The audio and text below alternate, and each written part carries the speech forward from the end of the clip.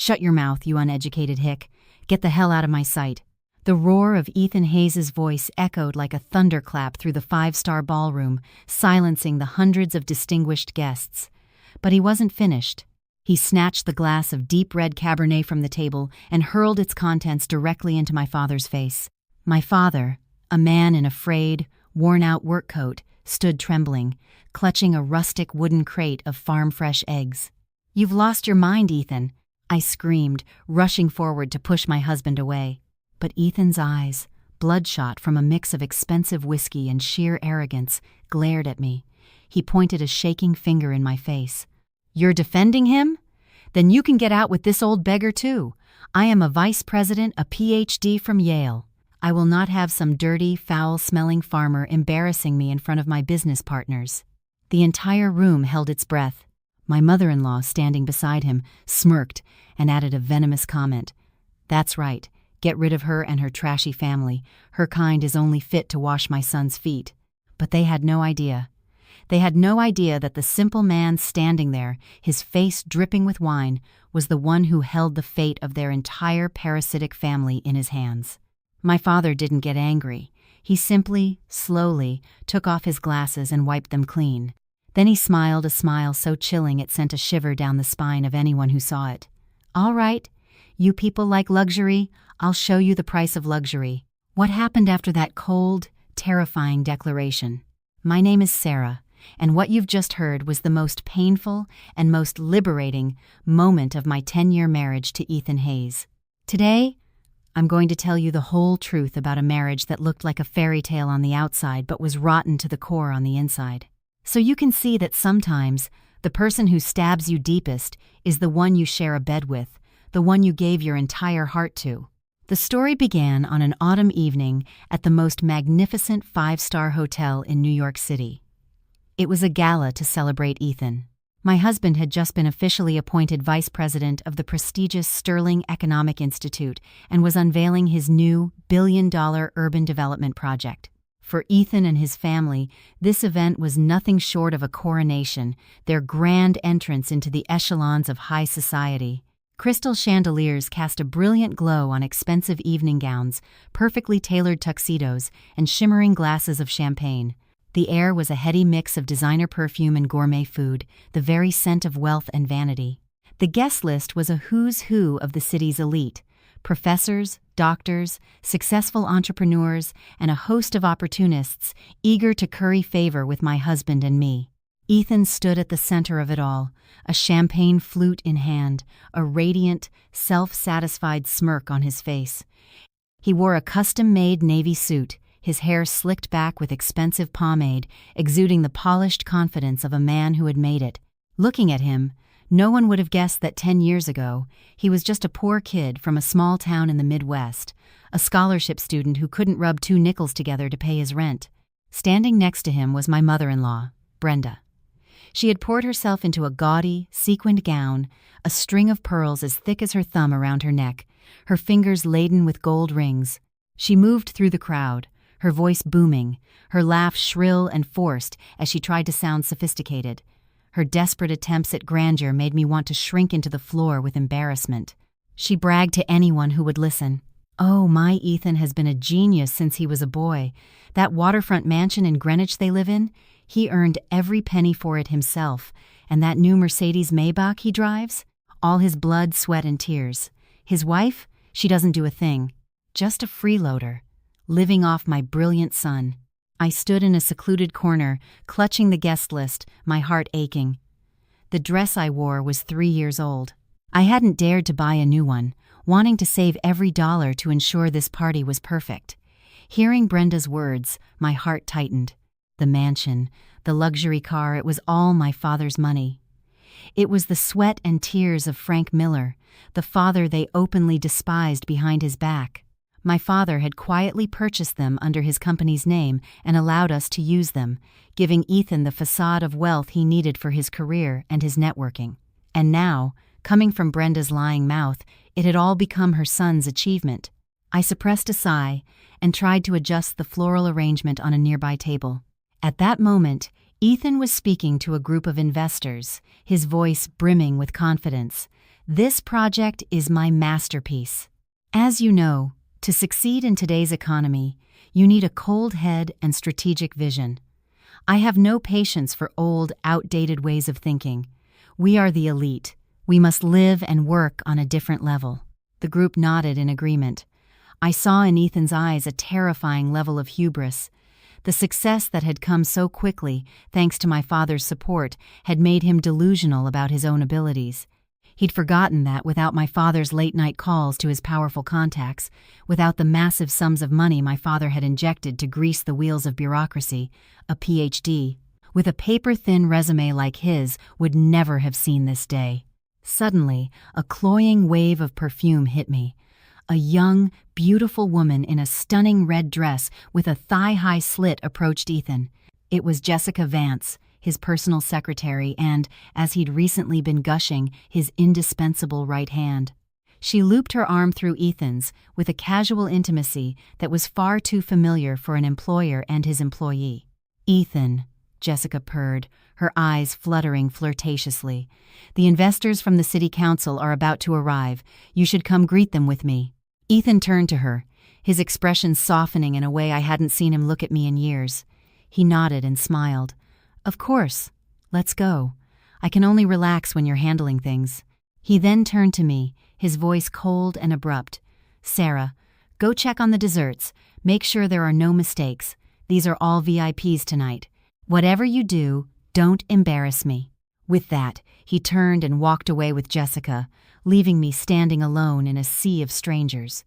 I watched their backs, my hands clenched so tightly that my nails dug painfully into my palms. I wasn't blindly jealous, but a woman's intuition told me their relationship was more than just professional. Jessica was young, beautiful, and a master of flattery. She knew exactly how to stroke Ethan's massive ego. And me, in his eyes, I was now just a dowdy, outdated housewife who was no longer in his league. The party grew louder, filled with the clinking of glasses and a cacophony of laughter. My mother-in-law was now seated at the head table, barking orders at the waitstaff as if she were a queen. "You, girl, get me another plate of lobster, and make sure you pick the biggest one this time. A 5-star restaurant, and the service is slower than molasses." I hurried over and whispered gently, "Mom, please, keep your voice down. There are a lot of people here." Brenda whipped her head around, glaring daggers at me.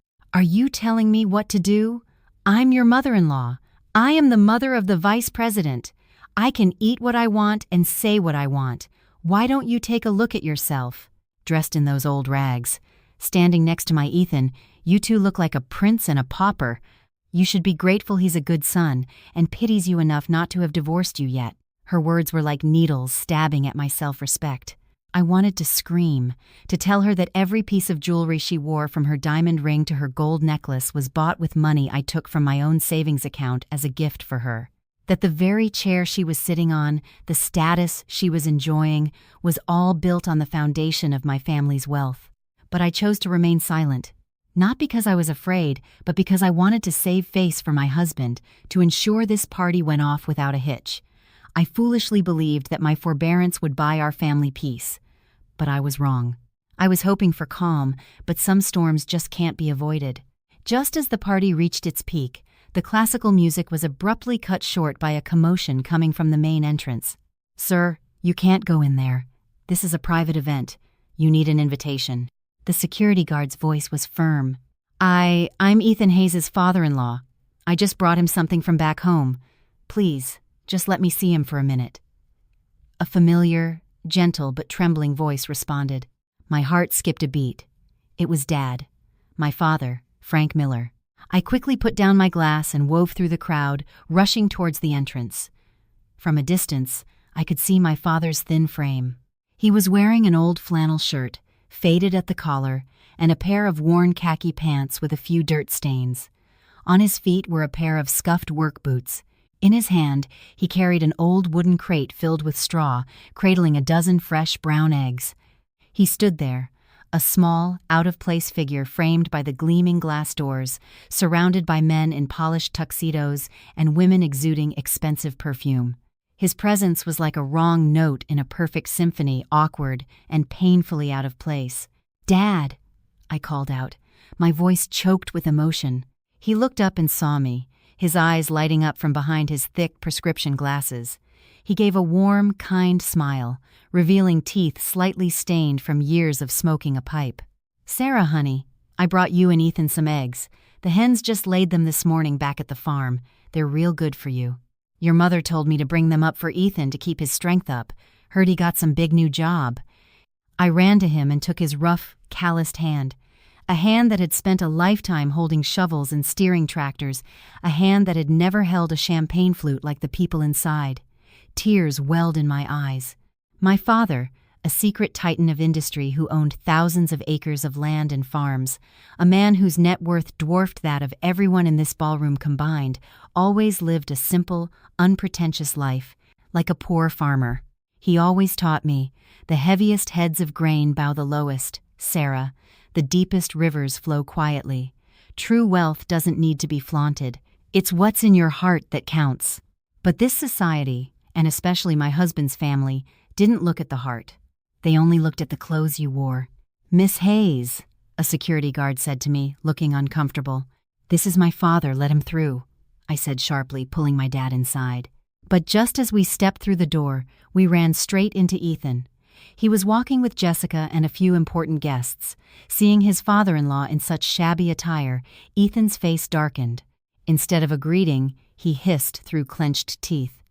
"What are you doing here at a time like this? And dressed like that?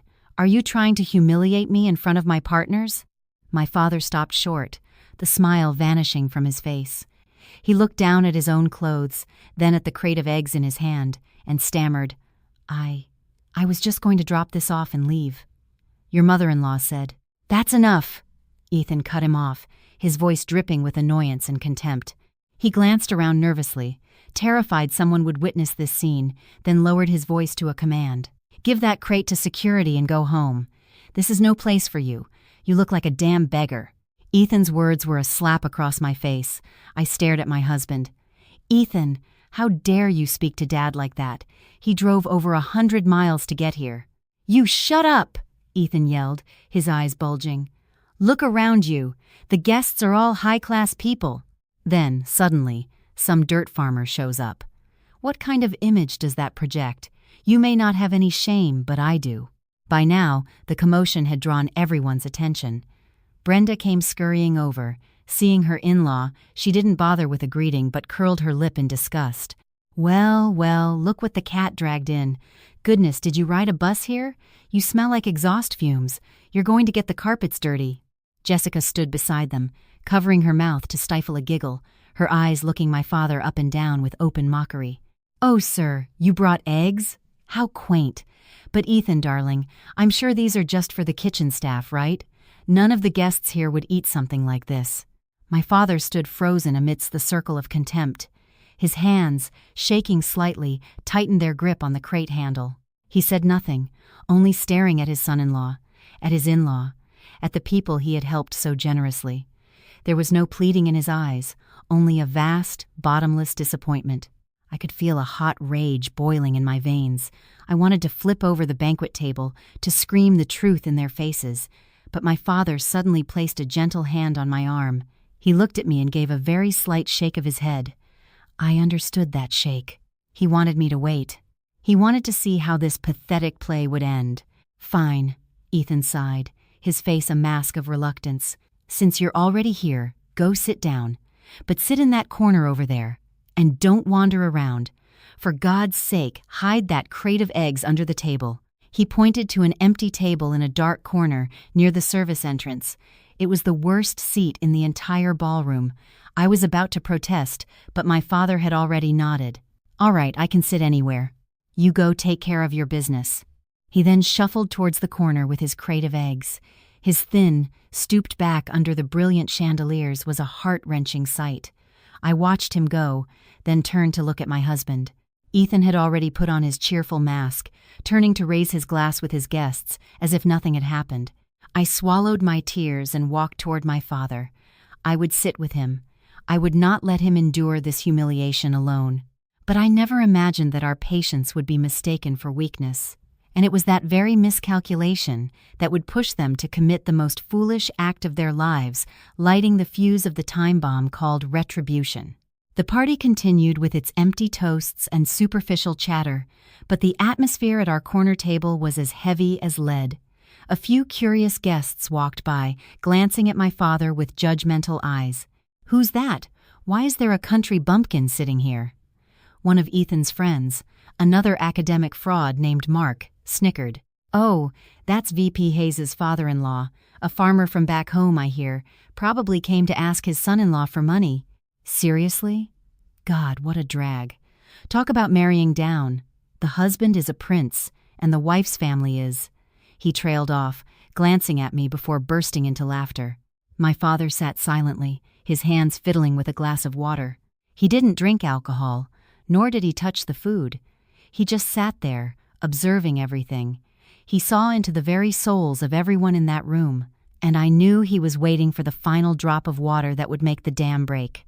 That drop came sooner than I expected. I sat down in the plush velvet chair next to my father. Our corner was hidden behind a large potted plant near the service corridor, completely cut off from the glamorous chaos at the center of the ballroom. The sound of the string quartet, the clinking of crystal, the drone of self-important conversations, it all seemed foreign and grotesque from where we sat. My father, Frank Miller, maintained his posture, sitting with his back straight, his calloused hands clasped in his lap. He showed no sign of hurt or anger. His expression was unnervingly calm. He observed his surroundings, his gaze lingering on the glittering chandeliers before drifting down to his own scuffed work boots, a faint smile playing on his lips. It wasn't a smile of insecurity, but of someone watching a comedy, seeing through all the clumsy actors on stage. "Have some water, Dad," I said, my voice trembling as I pushed a glass towards him, fighting back tears. "Don't mind what Ethan said. He's had a little too much to drink tonight." I was lying. I knew Ethan wasn't drunk on alcohol. He was drunk on the illusion of power, intoxicated by a shallow fame.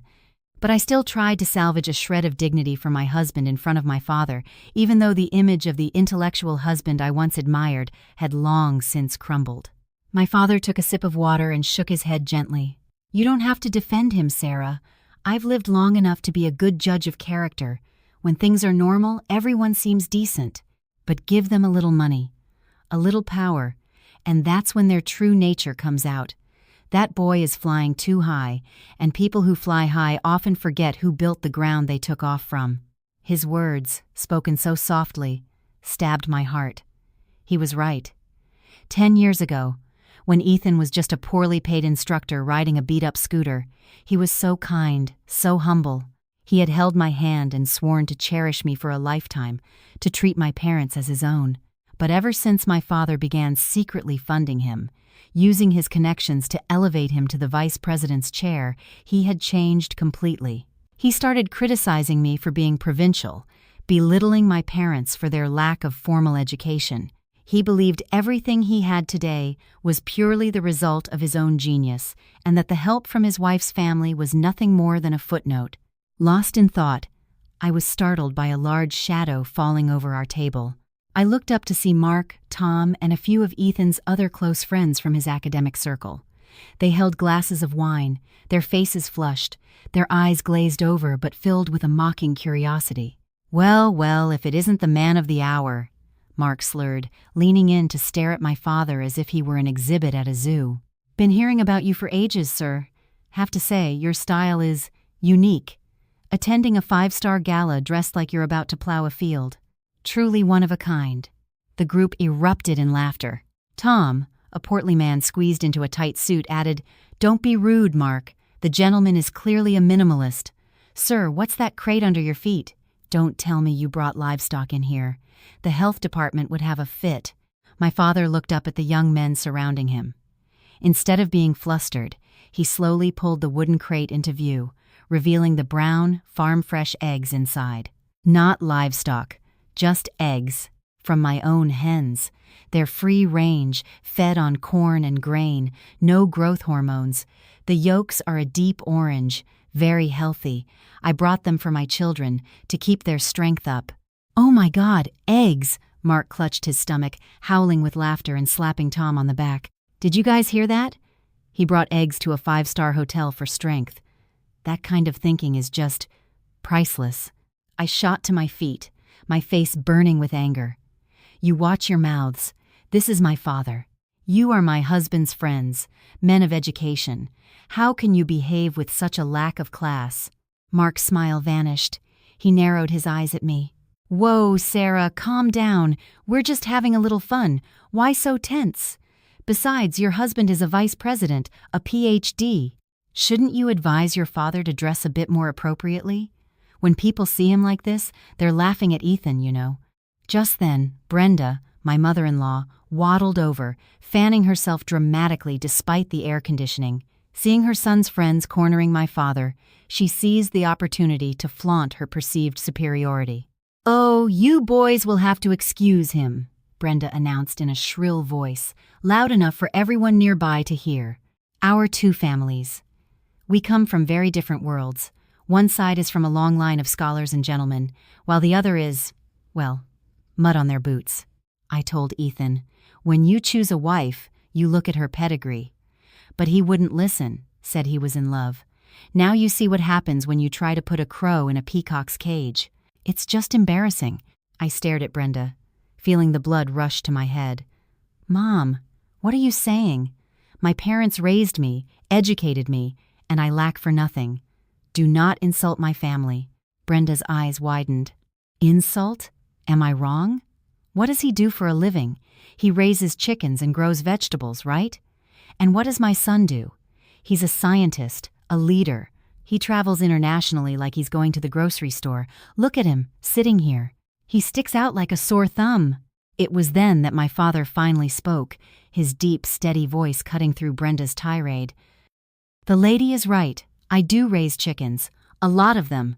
But my chickens, they know to come home when they hear the dinner bell. They know how to lay eggs to thank the one who feeds them. Not like some humans, who are fed and clothed in luxury, only to turn around and bite the hand that feeds them. His pointed words left Mark and Tom looking at each other in confusion, but Brenda flinched. She knew better than anyone where the monthly allowance we gave her came from. Her face paled, and she was about to retort when a sudden incident occurred. Jessica, my husband's secretary and mistress, appeared out of nowhere. She was carrying a full glass of red wine, gliding on a pair of dangerously high stilettos. She deliberately walked close to where my father was sitting, though the aisle was wide. As she passed his chair, Jessica suddenly stumbled, her long leg kicking the crate of eggs on the floor. "Ah!" she screamed dramatically, collapsing onto the floor. The glass of wine flew from her hand, splashing onto Mark's white suit jacket and all over my father. The crate was knocked over, and the eggs rolled across the marble floor, cracking open. Sticky yolks and whites mixed with the deep red of the wine, creating a disgusting, chaotic mess. "Oh, my leg! I think it's broken," Jessica wailed, clutching her ankle, tears instantly streaming down her face. She looked up with watery eyes and pointed a trembling finger at my father. "It was that old man. He stuck his foot out to trip me. He tried to hurt me. It all happened so fast I was stunned. I was standing right there. I saw clearly that my father was sitting perfectly still, his feet tucked under his chair. It was Jessica who had deliberately bumped into him. "You're lying. My father didn't move. You tripped yourself, and now you're blaming him," I shouted, rushing to help my father, who was now covered in wine. But before I could reach him, a powerful force shoved me aside. "Move!" It was Ethan. He had stormed over from the center of the party. Seeing his beautiful mistress on the floor, crying in pain, his friend's suit ruined, and the floor a sticky mess, Ethan's rage exploded. Without asking a single question, without a care for right or wrong, he knelt down to help Jessica, his voice laced with concern. "Are you okay? Does it hurt badly?" "Oh God, it's already swelling." Jessica sobbed, burying her head in Ethan's chest. "It hurts so much, Ethan. I was just walking by and I think your father-in-law doesn't like me. He tripped me on purpose. And this dress, it cost $5,000. Hearing that, Ethan whipped around, his furious gaze landing on my father. His eyes were red, veined with rage and utter contempt. He let go of Jessica and stomped over to stand in front of my father. "What the hell do you think you're doing?" he roared, his voice shaking the room. The guests stopped everything, turning to stare. My father remained seated, using his old handkerchief to wipe the egg from his pants. He looked up at his son-in-law and replied calmly, "I did nothing. She fell on her own." "On her own? Do you think I'm an idiot?" Ethan jabbed a finger in my father's face. "The aisle is 6 feet wide and she just happens to fall right where you're sitting? It's obvious you're jealous. You see me favoring her, so you decided to put her in her place on your daughter's behalf, didn't you? You coward." "Ethan, you shut your mouth." I threw myself in front of my father. "Don't you dare make false accusations. My father would never do something like that. It was that snake who staged the whole thing." Smack! A stinging slap landed hard across my cheek. I stumbled back into my father. My face burned, and a ringing filled my ears. I couldn't believe it. My husband had just hit me, in front of everyone. "Shut your mouth," Ethan hissed, his voice venomous. "You're defending your father? You pathetic wife, can't even teach your own family some manners. Today, I'm going to teach all of you a lesson." He turned back to my father, unleashing the cruelest words a person could utter. "And you, look at yourself. Do you have any idea how much you've defiled this elegant place? I gave you a corner to hide in, and you still couldn't behave. You had to cause a scene, break your stinking eggs all over the floor. You truly are an uneducated hick. Trash is in your blood. You could be covered in gold and you'd still be trash." The room was frozen. Whispers started to spread. My God, he's cursing out his own father-in-law. But that old man was out of line, tripping a young woman like that. I guess people from different classes really can't coexist. Eyes filled with scorn, pity, and mockery were all directed at my father and me. My mother-in-law stood nearby, a triumphant smile on her face. "You see?" she announced. "I told you. People like that only know how to destroy things. My poor Ethan has put up with them for 10 years. He's finally had enough." I held my burning cheek, tears streaming down my face. The physical pain was nothing compared to the deep, soul-crushing humiliation. I looked at my father. He was still silent. He helped me up, gently wiping my tears with his rough but wonderfully warm hand. Then he stood, and his thin frame suddenly seemed to tower over everyone. He didn't look at Ethan, or Jessica, or the gossiping crowd. He looked directly at me, his gaze firm and powerful. "Sarah," he asked, his voice low and steady, "does it hurt?" I shook my head, choking back a sob. I'm fine, Dad. Let's just go home. I don't want to be here anymore." My father nodded. "Yes, we'll go home. But first I have to clean this place up. It's filthy, Sarah. Not from the broken eggs. It's filthy from the hearts of the people in it." Ethan scoffed. "Clean up? What are you going to do? Wipe the floor with that dirty rag of yours? Don't bother. I'll call housekeeping. Now you, get out. Get out of my sight and never show your face here again. And remember, you owe Jessica $5,000 for the dress. You could sell your whole damn chicken farm and it probably wouldn't be enough." My father turned to face Ethan. This time, there was no smile. His eyes were as sharp and cold as steel. "Ethan, you called me trash. You called me uneducated. Fine. I am a farmer. My hands are dirty with soil, but my hands are clean, and my heart is clean. You, on the other hand, you wear a tailored suit, you smell of expensive cologne, you have a PhD, but your heart is black, and your words are poison. You think that degree, that title, makes you who you are?" Ethan sneered. "What else? I'm proud to be an intellectual. I stand above the common rabble. And you're just a speck of dust beneath my feet." My father nodded slowly. "All right. If you're so confident, I'll show you what happens to a castle of sand when that speck of dust is blown away."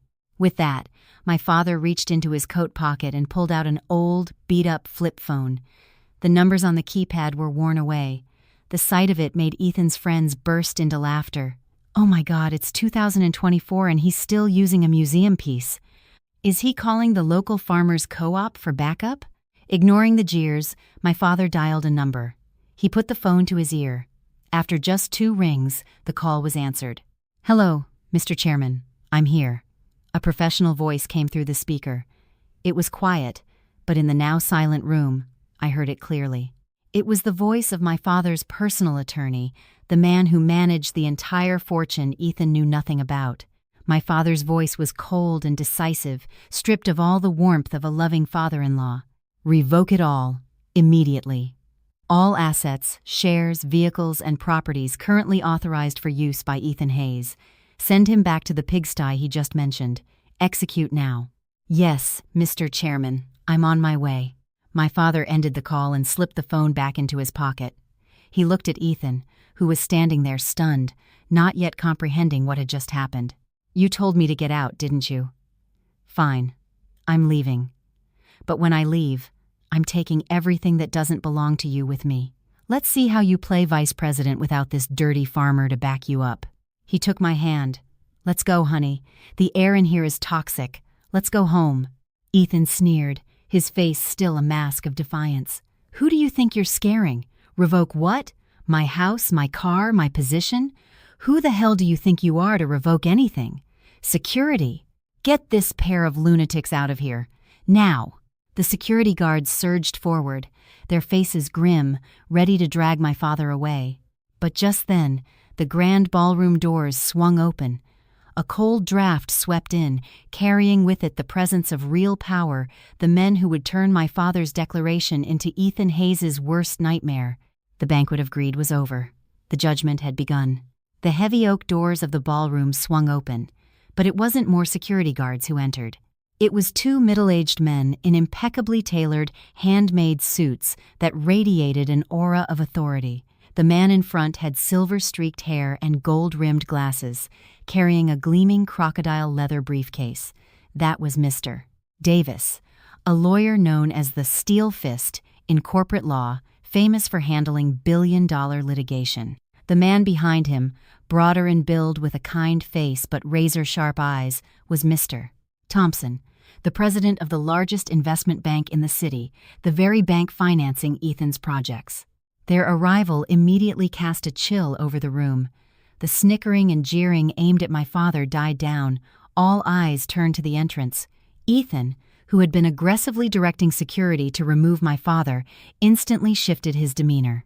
His face, once flushed with rage, went pale, then broke into a fawning, pathetic smile.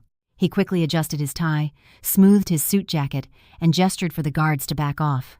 "Stop! Stand aside! Hide that old man! I don't want my honored guests to see this mess," he commanded. He then turned and whispered to Jessica, loud enough for me to hear, "Get up. Dry your eyes. That's Mr. Davis and President Thompson, the men who hold the fate of my project. We have to be perfect." Jessica, hearing this, immediately stopped her crocodile tears, wiped her face, and composed herself, trying to look both pitiful and alluring. The two of them, husband and mistress, seamlessly changed their masks like professional actors. Ethan hurried towards the entrance, arms outstretched, his voice booming with false heartiness. "Gentlemen, what an honor. I was afraid your busy schedules wouldn't permit you to attend. Your presence is the highlight of my evening.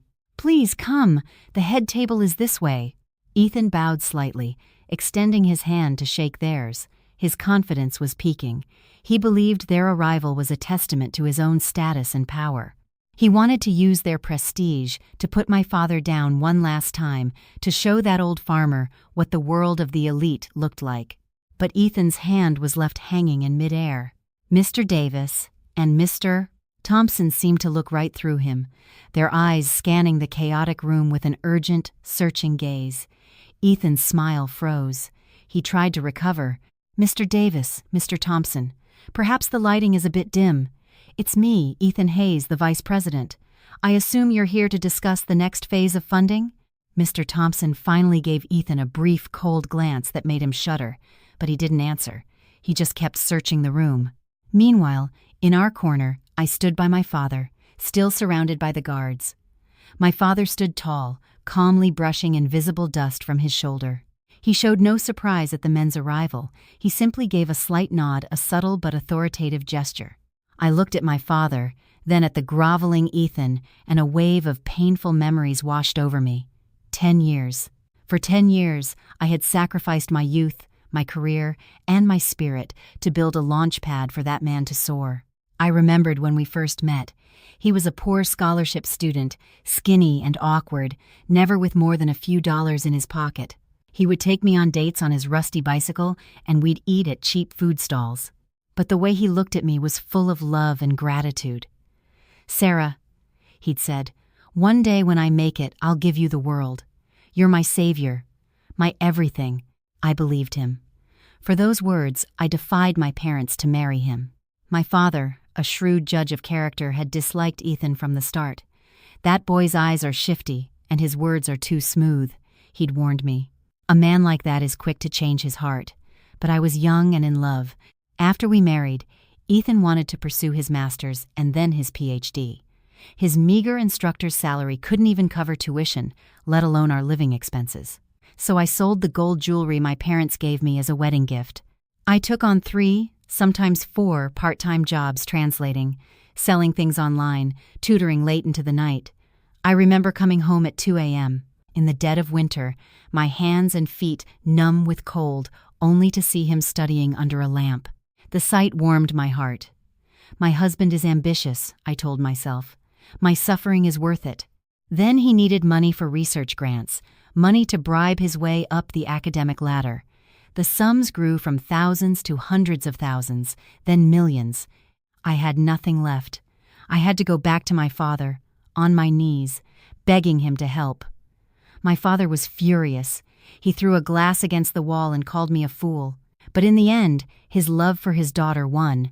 He quietly transferred the money. He bought the mansion. He bought the luxury car, all to give Ethan the image of success. But my father was no fool. He made it clear, all these assets are in my name, or the company's name. I'm lending them to you. When Ethan proves he's a decent man, I'll sign them over. Ethan knew this. He had once knelt before my father and sworn, "Dad, I owe you my life. I will never betray your trust." And now, here he was, the man in the $100,000 suit, his arm around his mistress, kicking out his own benefactor. The pain inside me morphed into a cold, hard rage. The tears were gone, dried up by the slap. The man standing across the room was no longer my husband. He was my enemy, and an enemy deserves no mercy. "Hey, you two, are you deaf?" Ethan's shout snapped me back to the present. Seeing the 2 distinguished guests still looking around, he turned his frustration back on us. "Get out through the back door. Now, before I have the police drag you out for trespassing." Jessica chimed in, her voice dripping with venom. So shameless. Kicked out like dogs and still standing there, probably hoping for a handout. "Ethan! Honey, why don't you give them $500 so they'll go away?" My father chuckled, a dry, hollow sound that echoed in the tense silence. He looked from Jessica to Ethan and shook his head. $500? So generous. A pity that amount isn't nearly enough to buy back your decency. With that, my father gently pushed past the guards. He didn't head for the back door. He walked directly toward the center of the room, where Mr. Davis and Mr. Thompson stood. Ethan panicked and rushed to block his path. "What do you think you're doing? Are you going to harass my guests? Security, restrain him." But before Ethan could touch my father, a strong arm intercepted him. It was Mr. Davis's bodyguard. A single, effortless push sent Ethan stumbling backward. "What the? You assaulted me," Ethan shrieked. "Mr. Davis, Mr. Thompson, your man just attacked me. You have to do something." But his words died in his throat, because he was witnessing the impossible. Mr. Davis and Mr. Thompson, the 2 powerful men he had been trying to impress, walked right past him. They strode directly up to the farmer in the frayed shirt and work boots. And in front of hundreds of stunned onlookers, they both bowed deeply, a gesture of profound respect reserved for the highest authority. "Mr. Chairman," Mr. Davis's voice rang out, crisp and clear, "we have arrived as you commanded." The world stopped. A wineglass slipped from someone's hand and shattered on the floor, the sound piercing the dead silence. Ethan was frozen, his mouth agape, his eyes bulging. He pointed a trembling finger at my father. "Chairman, gentlemen, you've made a mistake. That old man, he's my father-in-law. He's a chicken farmer from the countryside. You must have the wrong person." My mother-in-law, Brenda, dropped her fan. What? Chairman of what? Frank? Are you men drunk? He came here smelling of exhaust fumes and carrying eggs. What kind of chairman is that? Mr. Thompson turned and gave Ethan and Brenda a look of pure disgust. A mistake? Do you think I'm so senile I wouldn't recognize my own boss? Allow me to introduce you. The man you just insulted, the man you just tried to throw out, is Mr. Boss. Frank Miller, the chairman of the board of Heartland Consolidated, the largest shareholder in my bank, and the actual owner of the entire hotel chain you are currently standing in. Every word was a hammer blow to Ethan's skull. Heartland Consolidated, owner of this hotel, chairman. Whispers erupted like wildfire. Heartland? The quiet real estate empire that's one of the wealthiest in the country? No wonder he looked familiar. He's the phantom billionaire. Oh, that kid Ethan is finished. He just tried to kick the chairman out of his own hotel. Ethan's face went from red to green to a ghostly white. His legs gave out, and he had to grip the edge of a table to stay upright. He stared at my father, his eyes filled with utter disbelief and terror. The image of the poor farmer had been replaced by a figure of immense and terrifying power. My father slowly removed his old glasses and put them in his pocket. The humble smile was gone, replaced by the cold, authoritative expression of a man who had weathered countless storms in the world of business. He glanced at Ethan, then turned to Mr. Davis. "Begin," he said, his voice quiet but carrying the weight of a death sentence. "Read it loud and clear, so the educated people in this room can understand." Mr. Davis nodded, placing his briefcase on the banquet table next to a platter of half-eaten shrimp.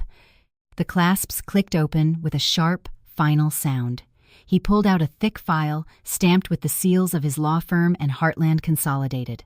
Ethan looked at that file, a cold sweat breaking out all over his body. He had a horrifying premonition of what was about to happen. He wanted to rush forward, to stop this public execution, but his feet were nailed to the floor. Jessica, beside him, had also gone pale. She instinctively let go of Ethan's arm and took a step back. A gold digger's instinct told her this ship was sinking, and she needed to find a lifeboat. Mr. Davis held up the first document and cleared his throat. The room held its breath. In accordance with the laws of the state of New York, a revocation of assets and termination of proxy rights. His voice was monotone, but to Ethan, it was the sound of his own eulogy. The storm had arrived, and it was about to sweep away all the filth from my father's life, and from mine. Mr. Davis's voice droned on, steady and relentless, each word a razor-sharp blade severing the threads of Ethan Hayes' existence. Pursuant to the Asset Management Trust Agreement, document number 7/2015, and its subsequent addenda, as of this moment, Mr. Frank Miller hereby unilaterally terminates all rights of use, management, and proxy held by Mr. Ethan Hayes over the following assets. Mr. Davis paused, pushing up his glasses and glancing at Ethan's bloodless face before continuing. First, the waterfront estate, located at 12 Harbor View Lane, Greenwich, Connecticut, currently the residence of Mr. Hayes and Mrs. Brenda Hayes. This property is owned 100% by Heartland Consolidated and was provided as temporary corporate housing. The term of use has expired, and the owner requires the property be vacated for use as a corporate retreat. A collective gasp went through the room. My mother-in-law's jaw dropped. She clutched her chest, stammering, "What? Corporate housing? But Ethan said he bought it. He said the deed was in his name. You're lying. You're trying to steal our home." Mr. Davis coolly produced a copy of the deed, holding it up for all to see. The owner's name, Heartland Consolidated, was printed in bold, undeniable letters. "Madam, the facts are in black and white. Mr. Hayes has never been the owner of this property. He merely signed a temporary occupancy agreement. Perhaps he forgot to explain the details to you." Ethan stood as if struck by lightning, sweat soaking his expensive shirt. He wanted to scream, to deny it, but his throat was paralyzed. He remembered signing the papers. My father had said, "It's better for the company to hold the title for tax purposes. You just live there, son. Don't worry about it." He had believed it was a formality, that the house was his.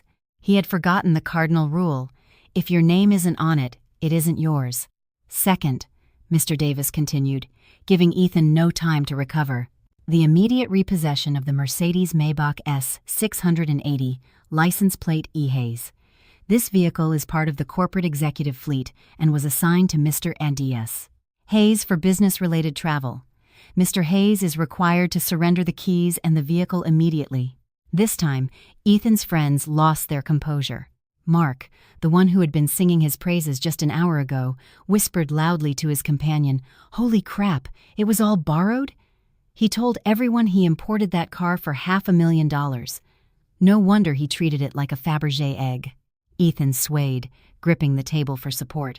That car was his ultimate status symbol, the tool he used to impress clients and seduce young women. Without it, he was a peacock stripped of its feathers. "No, that can't be," he mumbled, his voice cracking. "Dad, you gave it to me. You said it was a gift." He looked pleadingly at my father, who simply sat there, sipping his tea, not even glancing his way. My father's silence was the cruelest answer of all. "I lent you my name. You sullied it, so I'm taking it back." Mr. Davis was not done. He turned to the next page, his voice growing sterner. Third, and most critically, the termination of Mr. Ethan Hayes' representative status in the Green Horizons Ecological Urban Development Project. The entirety of the 40% stake held in Mr. Hayes' name was, in fact, held in trust for Mr. Frank Miller. Mr. Miller has chosen to revoke that trust.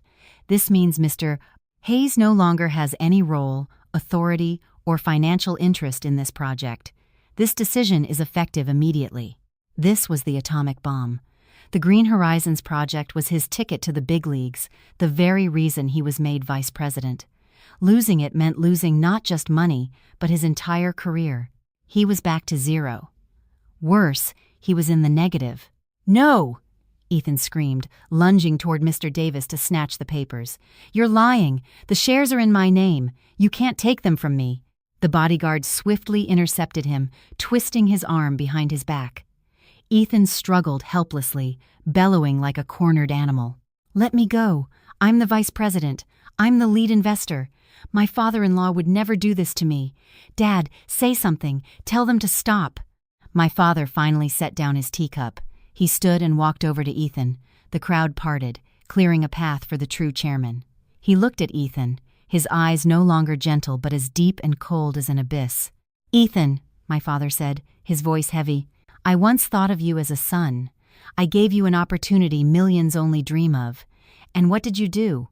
You used my money to support your mistress. You used my car to cheat on my daughter.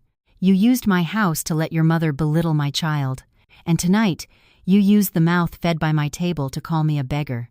My father leaned in close to Ethan's face, enunciating every word. "I'm a farmer, and I know one thing. When a tree is infested with rot, you have to cut it down to save the orchard. You are that rotten tree. You are unworthy." Ethan collapsed. His legs buckled, and he fell to his knees, utterly broken. "Dad, I was wrong. Please, forgive me," he sobbed, all pretense of dignity gone. But his nightmare wasn't over. Mr. Thompson, the bank president, stepped forward, holding a tablet. "Mr. Hayes, the asset situation is a private matter for Heartland. This, however, is a matter for my bank." His voice was the cold, hard tone of a financier. "You currently have a personal line of credit with us, totaling over $500,000 for credit card spending, home furnishings, and other lavish expenses. This line of credit was secured by assets belonging to Mr. Miller. As Mr. Miller has just withdrawn all collateral, our system has automatically triggered an emergency debt recall protocol. All credit and debit cards issued to Ethan Hayes and Brenda Hayes have been frozen, and all balances seized to offset the debt. In other words, as of this moment, you are penniless and unable to make any transactions." Just then, the hotel manager, who had earlier been bowing and scraping before the vice president, rushed over, holding a POS machine and a long receipt, his face beaded with sweat. Mr. Hayes," he stammered, glancing nervously between Ethan and the bank president. "We just tried to process the payment for tonight's event as you requested. The total is $87,000.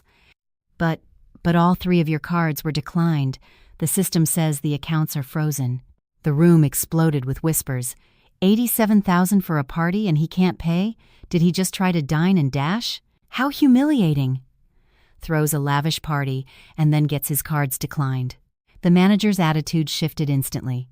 Mr. Hayes, our policy requires immediate payment for large events.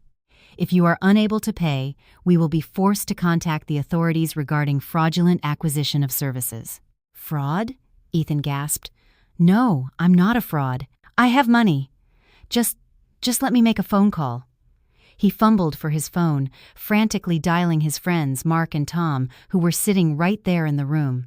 But the only response was the sound of their phones ringing once, before being abruptly silenced. Mark avoided his gaze. Tom stood up. Ah, just remembered. Family emergency. Gotta go. One by one, his friends and partners began quietly slipping out. No one wanted to be associated with a bankrupt fraud who had just made an enemy of Frank Miller. Wait, Mark, Tom, Ethan called out desperately, but they were already gone. Seeing her son cornered, Brenda resorted to her old tricks. She let out a piercing shriek and threw herself on the floor, feigning a dramatic faint. Oh, help! Murder! They're trying to kill my son! Police! Someone help!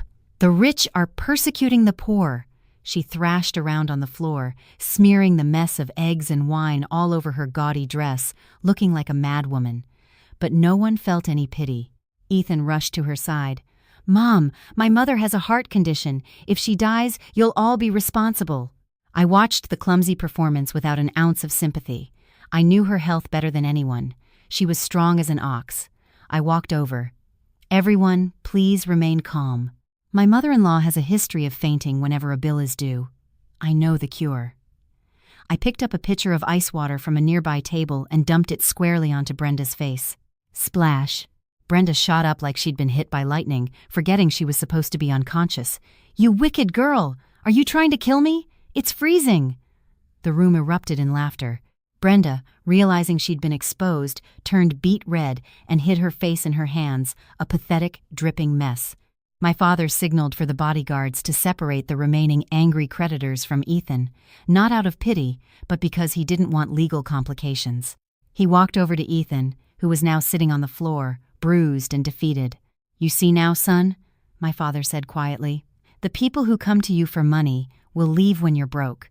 The people who praise you for your title will trample you when you lose it. The only one who would have stood by you through this was your wife, and you threw her away with your own hands. Ethan looked up, tears streaming down his face. Dad, I know I was wrong. Please save me. They'll kill me. I owe so much money. My father shook his head, his eyes like ice. That is your debt. You pay it yourself. I am no longer responsible for cleaning up your messes. From this moment on, we are strangers. He then turned to me. Sarah, give him the papers. Let's finish this here so we can go home for dinner. Your mother is waiting. I nodded, opened my purse, and pulled out the divorce papers I had prepared long ago but never had the courage to present. Today, it would end. I placed the papers and a pen in front of Ethan. Sign it. This is your only way out. If you sign, I will ask my father for one final favor to ensure you don't go to jail tonight. Ethan stared at the papers, his hand trembling as he reached for the pen. He knew he had no other choice. This signature would be the end of his marriage and the end of his short-lived reign as a king. Around him, the vultures circled, waiting to pick the bones of his failure. But the cruelest blow was yet to come. The punishment from a wife who had been pushed too far is far more terrifying than simply losing money. The pen lay on the table next to the cold, black letters of the divorce decree. Ethan looked at it, then up at me, his eyes now filled with the primal fear of a man on a cliff's edge. He knew that signing meant losing his last lifeline. Suddenly, he dropped the pen. He lunged forward and wrapped his arms around my legs, burying his face in my dress, sobbing uncontrollably. The sight was shocking. The proud Ph.D., the imperious vice president, was now groveling at his wife's feet like a dog. Sarah, please don't do this to me, he wailed. I know I was wrong. I'm a worthless scumbag, but we had 10 years together. Remember our vows? You can't just watch me die like this. Seeing her son's desperation, Brenda scrambled over, grabbing my arm. Her shrill voice became a sickening whine. "My dear daughter-in-law, I was wrong. I'm an old, senile woman. Don't hold it against me. My Ethan loves you. He was just bewitched by that harlot. He's come back to you now. Please, forgive him. Don't air our dirty laundry in public." I stood motionless, looking down at the two people kneeling before me. They dared to speak of love and loyalty, the very things they had so brutally trampled upon. I took a deep breath, pushing down the lump in my throat. I gently removed Brenda's hand and looked Ethan straight in the eye. "Ethan, you mentioned our 10 years together, didn't you?" He nodded eagerly, a flicker of hope in his eyes. "Yes, Sarah. 10 years. We started with nothing." I gave a bitter laugh. 10 years. 10 years of my sacrifice and your entitlement. The day you defended your master's thesis, I had to sell my grandmother's heirloom earrings to pay for your printing costs. You promised to buy me a whole jewelry store one day. I didn't want diamonds, Ethan. I just wanted respect. And what did I get? I paused, my gaze piercing him. When I was in the hospital for an appendectomy, where were you? You turned off your phone and went drinking with clients, leaving me to suffer alone. When my father had a stroke, I called you, begging you to come. You said you were in an important meeting, but you were actually at the mall with your mother, spending $5,000 on my credit card to buy her a designer handbag. Brenda flinched and shrunk back. "You say you were bewitched by Jessica?" I continued, my voice hardening. "There was no magic spell, Ethan, only your greed and your betrayal. Did you think I didn't know you were secretly transferring money from our joint account to her?" Ethan's face went white. "What are you talking about?" "Don't lie," I shouted, my voice cracking like a whip. I pulled a thick stack of bank statements from my purse and threw them in his face. The papers fluttered down around him like dead leaves. "Read it. $15,000 last month for a down payment on a new car for my baby. $10,000 the week after for a shopping spree. And the grand finale. Last week, you withdrew the $500,000 from our joint savings money my father gave us for our children's future, and you were planning to run away with her to Europe. Did you think I was just a stupid housewife? I graduated top of my class in economics, you paper-pushing fraud." The room gasped. The numbers told a story not just of infidelity, but of embezzlement and deceit. Mr. Davis stepped forward. "Miss Miller, with this evidence, we can press charges for felony fraud and embezzlement. For this amount, Mr. Hayes would be facing 20 years to life in prison." The words "life in prison" struck Ethan like a physical blow. He began to tremble violently. "No, no, Sarah, please, I'm begging you." He started banging his head on the marble floor. "Whatever you want, I'll do it. I'll sign.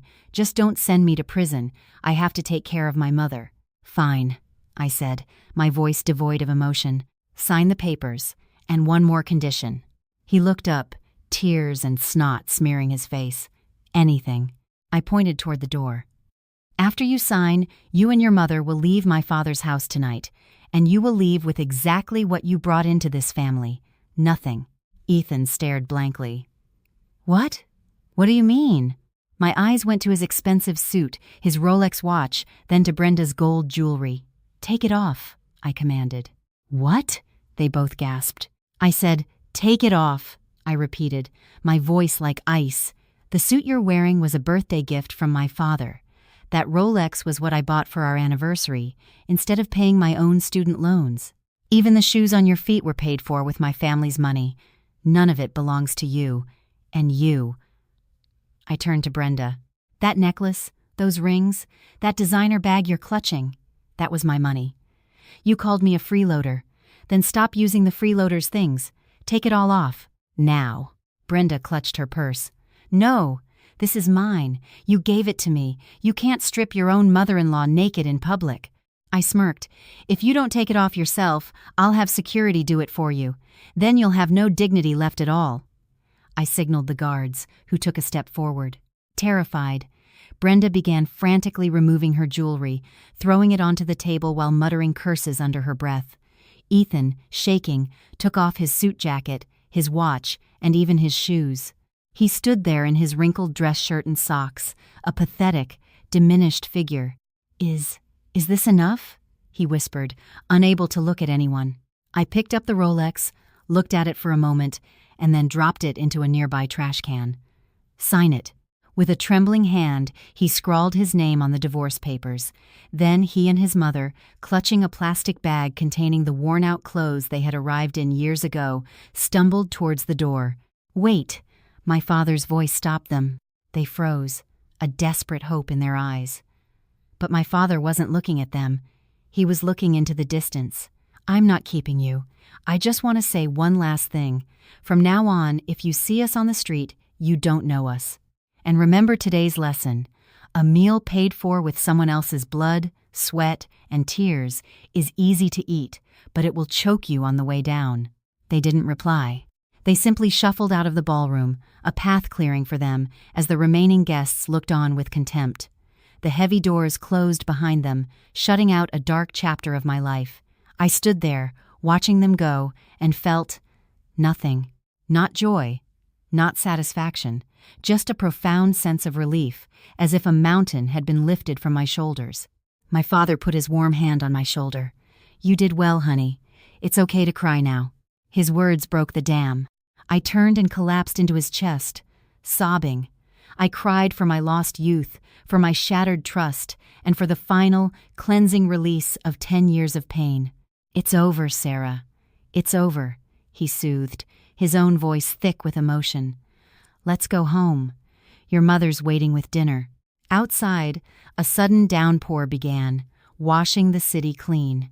I took my father's hand, and we walked out of that gilded cage, leaving the false glamour behind, and headed toward the one place that was truly home. The story of what became of the betrayer, and what became of me, is the final, fitting chapter of karma.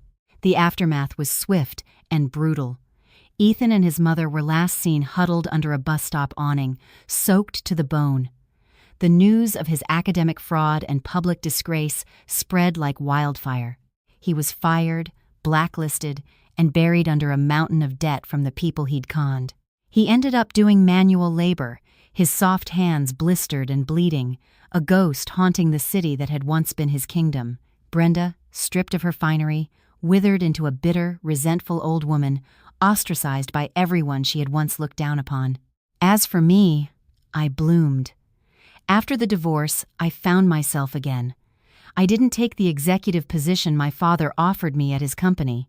I started fresh, at an international firm, using the degree I had earned and the mind I had neglected. I rose through the ranks on my own merit, eventually becoming a director. I found a new confidence, a new style, a new life.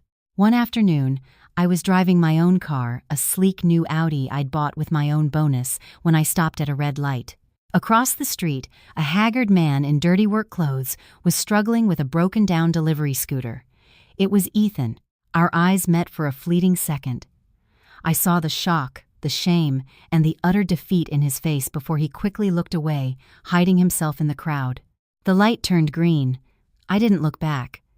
I drove on, toward the sunlight, leaving the wreckage of the past in my rearview mirror. The sweetest revenge isn't seeing your enemy suffer.